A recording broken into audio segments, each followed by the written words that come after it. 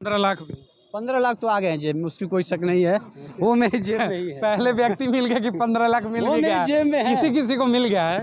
वो जेब में है, जेब में खर्चा करो यार, जेब में लेके लेकिन वो इनविजिबल है। अच्छा इनविजिबल है। जैसे उनका जुमला जो इनविजिबल था, जो दिखाई न दे, वैसे मेरी जेब में ही पड़ा हुआ है, लेकिन मैं आपको बताऊंगा नहीं वो कहाँ पे है। अच्छा हाँ, और बड़ा रहस्य रखे 15 लाख जब लेके। वो रहस्य रखे हैं, हमको ही नहीं मालूम कि वो 15 लाख कब आएगा, तो मैं भी बता दे रहा हूँ मोदी जी को। अच्छे दिन आगे 15 लाख जरूरी थोड़ी है, जनता अच्छे चाहती है कि अच्छे दिन मिले ना। बात कर रहे हैं भैया, स्मृति ईरानी जी को मैं बताना चाहूँगा, बताती थी कि जब गैस सिलेंडर कांग्रेस गवर्नमेंट में 320 रुपये से 375 रुपये हो गए, तो उस गैस सिलेंडर को तो ऐसे ढोक के घुपती थी जैसे लगता था कि पूरा इंडिया का बेड़ा वही उठा लिए हैं। और आज जब गैस सिलेंडर 1300 रुपये पहुँच गया है, तो पता नहीं वो कहाँ घूम रही हैं, पता नहीं कहाँ गए। सवाल स्मृति जी से मत करिए, कल स्मृति जी से सवाल सुधीर चौधरी ने कर दिया था। आज तक के जो एंकर है, आपको पता होगा, ब्लैक एंड व्हाइट शो लेकर आते हैं, तो स्मृति ईरानी कहा कि टमाटर का सवाल हमसे मत पूछे, व्यक्तिगत सवाल है, नहीं तो मैं पूछ दूंगी कि तुम तिहाड़ जेल में थे तो कैसा लगा। अब बताइए, टमाटर महंगाई पे अगर सवाल पूछा जा रहा मंत्री जी से, कांग्रेस गवर्नमेंट में 320 रुपये से 375 रुपये हो गए, तो उस गैस सिलेंडर को तो ऐसे ढोक के घुपती थी जैसे लगता था कि पूरा इंडिया का बेड़ा वही उठा लिए हैं। और आज जब गैस सिलेंडर 1300 रुपये पहुँच गया है, तो पता नहीं वो कहाँ घूम रही हैं, पता नहीं कहाँ गए। सवाल स्मृति जी से मत करिए, कल स्मृति जी से सवाल सुधीर चौधरी ने कर दिया था। आज तक के जो एंकर है, आपको पता होगा, ब्लैक एंड व्हाइट शो लेकर आते हैं, तो स्मृति ईरानी कहा कि टमाटर का सवाल हमसे मत पूछे, व्यक्तिगत सवाल है, नहीं तो मैं पूछ दूंगी कि तुम तिहाड़ जेल में थे तो कैसा लगा। अब बताइए, टमाटर महंगाई पे अगर सवाल पूछा जा रहा मंत्री जी से, तो कह रही है व्यक्तिगत सवाल है। तब तो अब उनसे ही पूछना पड़ेगा कि आपने ऐसा क्यों बोला। जब सिलेंडर लेके घूमी तो वो भी व्यक्तिगत होना चाहिए। बिल्कुल जाहिर सी बात है, वो व्यक्तिगत होना ही चाहिए।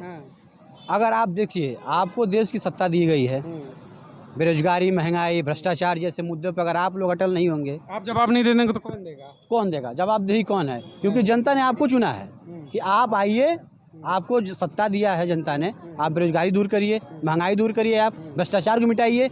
जो भी स्पेक्ट्रम आज के पहले जो भी घोटाले हुए, उसमें अभी तक कोई फैसला क्यों नहीं आया? कोई जेल क्यों नहीं? कोई नहीं जेल गया। आप नीरव मोदी को भेज दे रहे हैं बाहर, पता नहीं वो रात कैसे चला जा रहा है, आपको कोई खबर ही नहीं है। अच्छा 14 से दोनों लोग ही जुमला फेंकेंगे। अभी कोई ऐसा नहीं है जो चेहरा आ गया कि नहीं जिसको हम लोग 2024 में उसका लिया जाए, एक नाम लिया जाए कि नहीं हमको दिख रहा है कि हम उसको वोट दे सकें। मोदी पे विश्वास रखिए, कह रहे हैं कि मैं हूं तो देश सुरक्षित है। नहीं, अगर पिछले वाले पे तो विश्वास कर भी लेंगे। अच्छा, पीछे वाले मोदी पे विश्वास था, 14 वाले पे 14 से पीछे कर लिया जाएगा।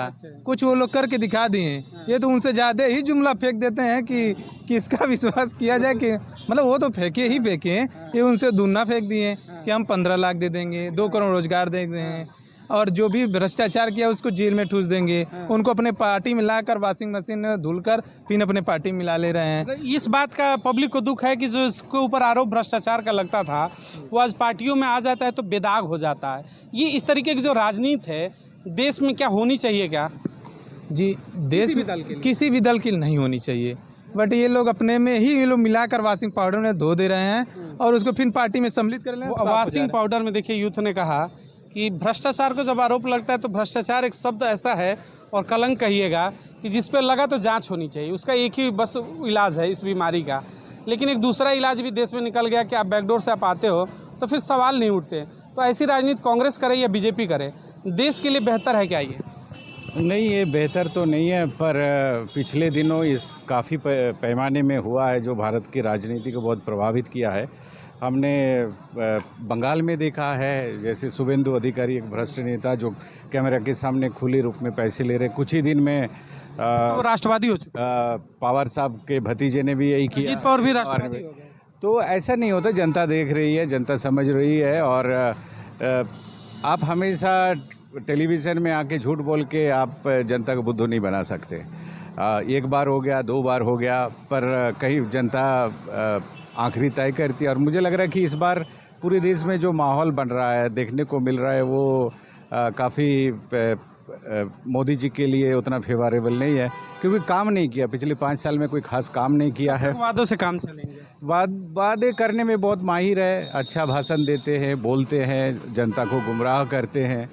तो पर वो सब कुछ के बाद भी इस समय में खास करके जब देख रहा हूँ कि जिस अंदाज से राहुल गांधी अभी निकले हैं, जनता के बीच में जा रहे, वो बहुत लाजवाब है। मतलब एक सच्चाई के साथ, ईमानदारी के साथ, जो दिल छूने वाली बात है। नेता तो हमने बहुत देखे पिछले 20 सालों में अलग अलग तरीके से, पर एक अलग किस्म के नेता उभर के आ रहे, खास करके भारत जोड़ो आंदोलन के अभियान के बाद। पहले भी देखा हूँ कि बहुत सारे नेता देखा, राहुल गांधी को भी हमने पहले देखा है, पर बहुत बड़ा परिवर्तन जब बात करते हैं वर्तमान सरकार में तमाम अन्य लोगों से जो समर्थक हैं, तो वो कहते हैं कि रोज़गार और जो बेरोज़गारी और महंगाई की आप बात करते हो, ऐसा कुछ है नहीं, या सिर्फ चुनाव को लेकर माहौल ख़राब किया जा रहा है मोदी के खिलाफ। लेकिन मैं एक चीज़ पे ले जाना चाहूँगा, 14 चुनाव से पहले एक मतलब शब्द इनके द्वारा ही निकला था कि बहुत हुई महंगाई की मार, अब की बार मोदी सरकार। तो अगर 14 से पहले महंगाई थी तो उस समय का रेट और अभी जो रेट है दोनों का कंपैरिजन कर लें, अभी ज़्यादा है तो फिर अभी महंगाई की मार कैसे नहीं, और उस समय कम था तो महंगाई की मार क्यों? ये तो अपने अपनी सुविधा के अनुसार ये लोग गढ़ते हैं, नारा गढ़ते हैं। पर अगर आप शहर में देखेंगे या ग्रामीण क्षेत्र में देखेंगे, हम मध्य प्रदेश से आते हैं तो वहाँ देख रहा हूँ कि 20 गांव में किसी को नौकरी नहीं मिली पिछले 7-8 सालों में, एक भी नौकरी नहीं मिली। और उस 20 गांव से कम 20,000 बच्चे पढ़े लिखे निकल रहे हैं। तो ये जो आंकड़ा आप सामने से दिख रहा, बड़ा मुश्किल है। भारतवर्ष का हृदय प्रांत मध्य प्रदेश में कालिदास से लेकर के जहां बाण भट्ट तक पैदा हुए थे, ये बात जो है देश में बार बार कही जाती है कि मोदी जी ने बड़ा विकास किया। मैं आप लोगों से पूछना चाहता हूं कि इतना अधिक विदेशी कर्ज ले लिए, कर्ज ले करके विकास करना जो है वो कहाँ तक ठीक है, पहली बात। दूसरी बात, जिन जिन मुद्दों पर छद्मवेशी लोग आकर के देश को ठग लिए, जैसे गजनी चला, गजनी से उसका वहाँ कोई स्थान नहीं था, लेकिन लुटेरों का समूह बनाते बनाते उचक्को उठाईगिरों का जो है वो देश का शासक बन बैठा था। ठीक वही हालात इस समय देश के हैं। जम्मू से लेकर के कन्याकुमारी तक नेताओं की नाम की भीड़ में देखा जाए, नाली के गैस से चाय बना देने वाले, 24 घंटा सोने वाले जैसे बयान देने वाले, नफरत की राजनीति पर पलने और पोसने वाले देश का जितना ज़्यादा बंटाधार कर दिए जिसका कोई हद नहीं। रही बात मध्य प्रदेश का, मध्य प्रदेश में व्यापक घोटाला आप देख ही रहे हैं। विधायकों की खरीद फरोख्त जो हुई आप देख ही रहे हैं। 2 करोड़ लोगों को रोज़गार से बात शुरू हुई थी, 12 लाख लोगों को जो है 5 वर्ष में इन्होंने रोज़गार दिया। तो क्या कहें, ये देश में जो चल रहा है ये बड़ा ख़राब है। इस बार भारतीय जनता पार्टी की 100 सीट लोकसभा में कम हो रही है। कहिए बता दें कहाँ कहाँ। बंगाल में 22 मिली थी, इस बार 2 मिल जाए बहुत बड़ी बात है।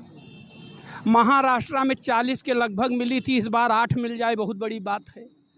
कर्नाटका में 26 के लगभग मिली थी, शायद वहाँ 6 और 8 मिल जाए तो बहुत बड़ी बात है। बाकी पूरे देश की सीट जैसे बीजेपी आई थी उसी प्रकार बिहार में स्थिति भाजपा की बहुत ख़राब नहीं रहेगी। क्या कहेंगे जहाँ से सत्ता का दरवाज़ा ही खुलता है? यूपी में जो है योगी बाबा जी देश और प्रदेश को इतने नफरत में बांट दिए हैं, इतना जातिवाद है। उत्तर प्रदेश में भाजपा 60 के लगभग फिर पा रही है जो आज के हालात हैं, लेकिन इसके बावजूद भी इनकी 100 सीट कम हो रही है।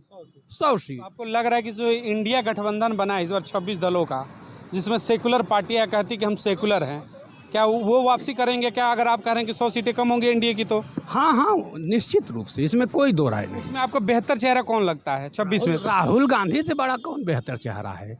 भला बताइए, जो आदमी राजघराने में पैदा हुआ हो, दशरथ धन देखी धनद लजाहे गुलाम भारत के रईस, जब देश में कुछ भी नहीं था उस समय भी मोतीलाल जवाहरलाल हवाई जहाज से उड़ रहे थे।